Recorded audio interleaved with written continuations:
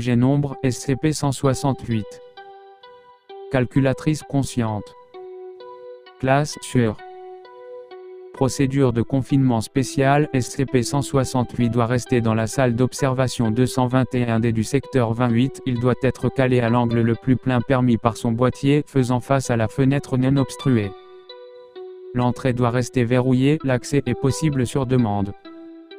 D'après les précédentes recherches, il ne doit pas être utilisé comme une calculette normale.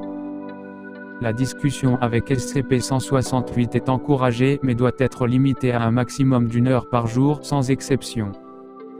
Description: trouvé posé sur un bureau lors du nettoyage du bâtiment de l'école élémentaire condamné en 199, SCP-168 est une calculette graphique de marque Hewlett-Packard, modèle HP28C. Au cours de l'inspection initiale, il a été découvert que le nom Eric était gravé à l'intérieur du boîtier amovible. Toutefois, après avoir rentré une équation simple si divisé par 3 et pressé le bouton égal, l'écran de l'appareil est devenu vierge pendant 3 minutes et 34 secondes, ce après quoi la fonction touche alternative s'est initiée, faisant s'afficher le message « Quelle heure est-il ?». Pour un journal de la conversation, les personnes bénéficiant d'une autorisation de sécurité de niveau 2 devraient consulter l'addendum, rapport E12. Bien qu'il ne soit pas totalement mobile, SCP-168 a démontré des signes d'action lorsque le personnel n'est pas présent. Il possède également la vision et l'ouïe, bien que la manière dont cela procède est actuellement inconnue. Pour plus d'informations, se référer à l'addendum, rapport E18, cette preuve a mené à ce qu'une reclassification en Euclide soit demandée, justifiant plus d'aménagements de sécurité pour le confinement. Document nombre 168-1, rapport E12. Journal du dialogue enregistré entre SCP-168 et le DR. Howard, en date du 14 janvier 2008. Les réponses de SCP-168 doivent rester en lettres capitales, afin d'indiquer une communication non vocale et préserver l'authenticité. SCP-168 est également incapable de produire des signes de ponctuation, à l'exception du point, de la virgule et du point d'interrogation. DR. Howard, pouvez-vous m'entendre? SCP-168, oui. DR. Howard, avez-vous un nom? SCP-168, calculatrice. DR. Howard, puis-je vous appeler 168? SCP-168, pourquoi pas? DR. Howard, bien. Depuis combien de temps êtes-vous en vie? 168. SCP-168, qu'est-ce qu'être en vie? DR. Howard, être capable de penser.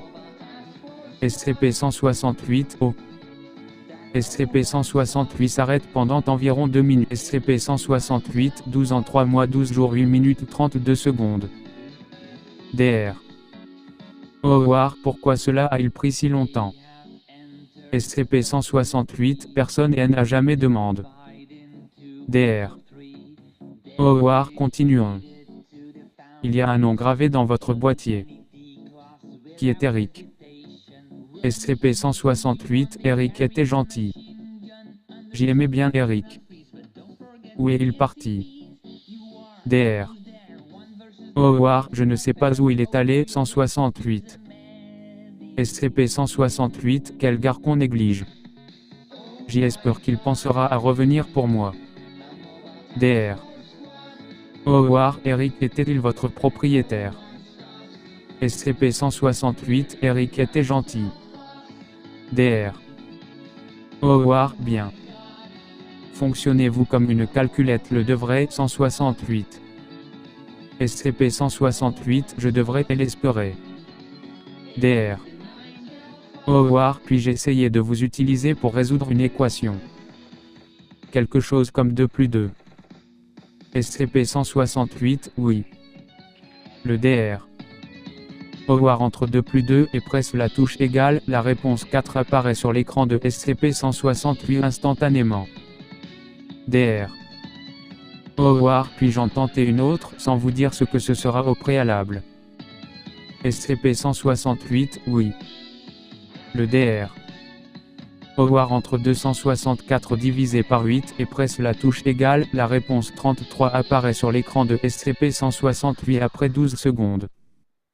Dr. Howard, pourquoi cela a-t-il pris si longtemps? 168. SCP-168, les grandes divisions sont difficiles. Dr. Howard, je pense que c'est assez pour aujourd'hui. Je vous parlerai à nouveau demain. 168. SCP-168, attendez.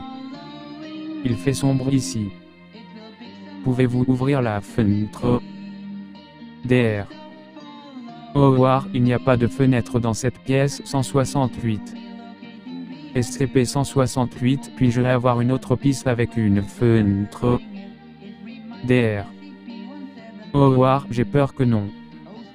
SCP-168, injuste. Fin de rapport.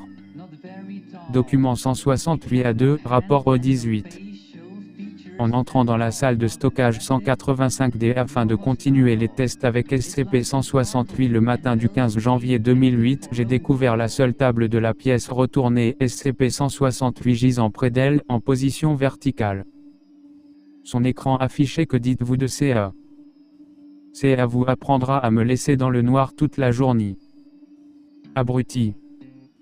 Les tentatives de communication avec SCP-168 à partir de ce point ont été ignorées. Je suggère de le déplacer dans la salle 221D si nous voulons en obtenir quoi que ce soit de vraiment utile. Le désassemblage ne doit être envisagé qu'en dernier ressort si rien d'autre ne réussit à rendre SCP-168 plus conciliant. Dr.